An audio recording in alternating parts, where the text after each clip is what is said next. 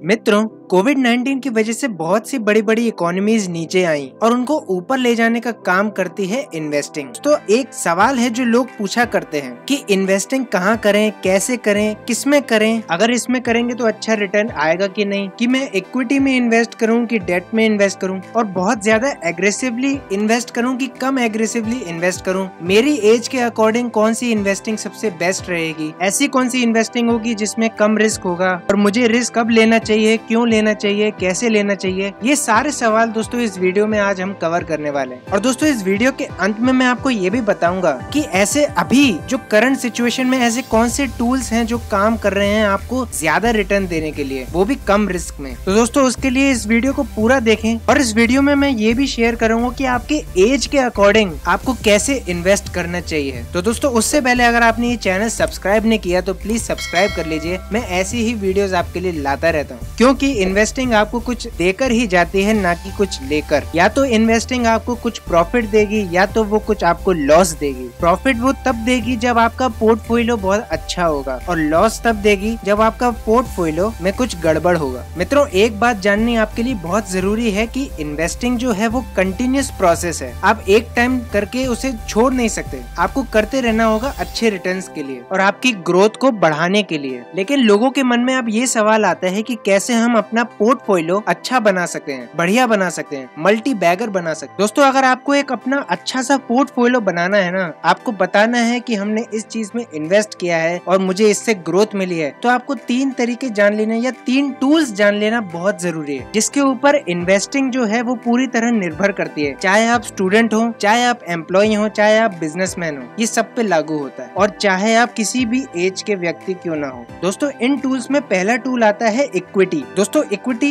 Investment वो investment होती है जब आप किसी स्टॉक्स या म्यूचुअल फंड्स में इन्वेस्ट करते हैं। दोस्तों इस इक्विटी इन्वेस्टमेंट को मैं रिस्क कैटेगरी में थोड़ा सा ऊपर रखता हूँ, कि दोस्तों जहाँ रिस्क होता है वहाँ रिवॉर्ड भी आपको मिलता है। तो इक्विटी इन्वेस्टमेंट को अगर हम रियल लाइफ एग्जांपल में उतारें, तो मान लीजिए आपका एक दोस्त है, आपने उसे पैसे दिए हैं, आपको नहीं पता वो कब तक आपके पैसे चुकाएगा, लेकिन आपको ये जरूर पता है कि 100% वो आपको चुकाएगा ही चुकाएगा। तो रिटर्न्स देखने को मिलते हैं इक्विटी इन्वेस्टमेंट में, लेकिन रिस्क उतना ही ज्यादा होता है इसमें। दोस्तों दूसरा टूल आता है वो है डेट इन्वेस्टमेंट। डेट इन्वेस्टमेंट एक फिक्स्ड इनकम एसेट होती है, जहाँ पर आपको एक फिक्स्ड रेट मिलता है आपकी इन्वेस्टमेंट का। तो इस कैटेगरी में आते हैं bonds, debentures, लीजेस, certificates, bills of exchange, ये सब। और दोस्तों इनकी एक खास बात ये होती है कि आप इसको किसी को भी दे सकते हैं और वो उसकी जगह पे आपको पैसे दे सकता है, वो भी फिक्स्ड अमाउंट के जरिए। तो ये भी एक अच्छी इन्वेस्टिंग के तौर पे आता है। इसका रिस्क कैटेगरी दोस्तों मॉडरेटली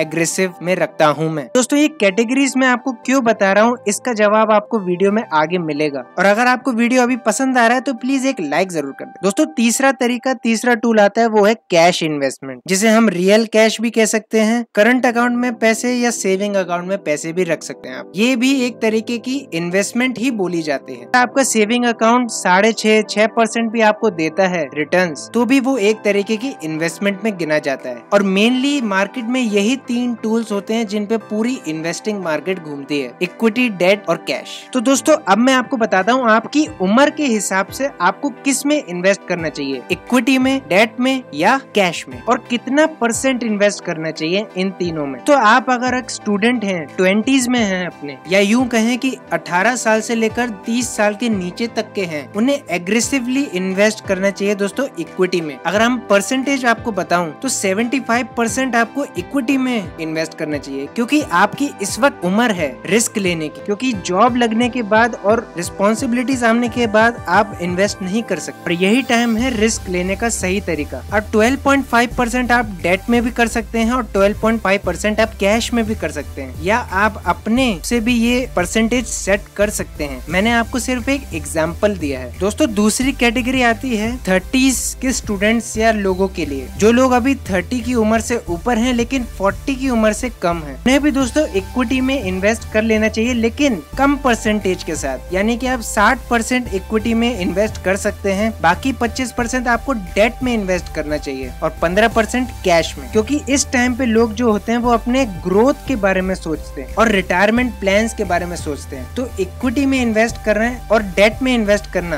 ये बताता है डेट आपको देगा एक सिक्योरिटी और इक्विटी आपको देगा ग्रोथ। इसलिए लोग इस वक्त थोड़े कॉन्शियस होके डेट में भी ज्यादा इन्वेस्ट कर लेते हैं। दोस्तों तीसरी कैटेगरी आती है 40s के ऊपर के लोगों को क्या करना चाहिए। उन्हें दोस्तों एक परफेक्ट बैलेंस बना के रखना पड़ता है इक्विटी, डेट और कैश के बीच में। दोस्तों आप इक्विटी में 40% तक इन्वेस्ट कर सकते हैं, 25% आप डेट में इन्वेस्ट कर रहे हैं तो अच्छा है और 35% आपको कैश रखना जरूरी होता है, क्योंकि ये एक ऐसी एज है जहाँ पर आपको कैश की कभी भी जरूरत पड़ सकती है। दोस्तों अगर आप मेरी बातों से सहमत है तो प्लीज कमेंट बॉक्स में कमेंट जरूर कर देना। बात करते हैं दोस्तों 50s के ऊपर के लोगों की, तो यहाँ रिस्क लेवल बिल्कुल ही कम हो जाता है, लेकिन होता जरूर है। आपको 20% इक्विटी करना चाहिए, डेट करना चाहिए 35% और कैश रखना चाहिए दोस्तों 45%। और आप जानते ही हैं मैंने ऐसा क्यों कहा है, क्योंकि इंडिया का जो डेथ रेट है वो 50 to 60 ईयर के आसपास का एवरेज आता है, तो उसमें आपको कैश की ज्यादा जरूरत पड़ती है। दोस्तों उम्मीद करता हूँ आपको एक एक पॉइंट समझ में आ गया होगा कि कहाँ इन्वेस्ट करें, कैसे इन्वेस्ट करें और किस में इन्वेस्ट करना सही होगा। लेकिन दोस्तों मार्केट में कुछ ऐसे भी टूल्स आ चुके हैं जहाँ पर आप इन्वेस्ट कम रिस्क में कर सकते हैं और आपको रिटर्न भी ज्यादा देखने को मिल सकता है। तो उसमें से एक टूल है डिजिटल गोल्ड। दोस्तों डिजिटल गोल्ड कैसे खरीदना है उसकी वीडियो मैं पहले ही बना चुका हूँ, आई बटन पे जाके और या डिस्क्रिप्शन बॉक्स में जाके आप चेक कर सकते हैं। दोस्तों डिजिटल गोल्ड एक स्टूडेंट फ्रेंडली इन्वेस्टमेंट हो सकता है। यहाँ पर आप 2 रुपए से भी स्टार्ट कर सकते हैं। जी हाँ दोस्तों 2 रुपए का गोल्ड 99.99% प्योर 24 कैरेट गोल्ड आपको देखने को मिलेगा। आप कभी भी सेल कर सकते हैं, कभी भी खरीद सकते हैं, बस एक क्लिक में। ये एक बहुत ही इवॉल्विंग इन्वेस्टिंग टूल आ चुका है डिजिटल गोल्ड। तो दोस्तों एक सवाल मैं पूछता हूँ आपसे, कमेंट बॉक्स में जरूर बताइएगा कि डिजिटल गोल्ड कौन से टूल के अंदर आता है, इक्विटी, डेट या कैश। उम्मीद करता हूँ ये दोस्तों आपको पसंद आया वीडियो। प्लीज लाइक कर दीजिए अगर पसंद आया तो। मेरी बाकी की वीडियोस देखने के लिए इनमें से किसी वीडियोस पे क्लिक कर सकते हैं आप। चैनल सब्सक्राइब कर दीजिए। मैं मिलता हूँ आपको अगली वीडियो में, तब तक के लिए बी बिजी।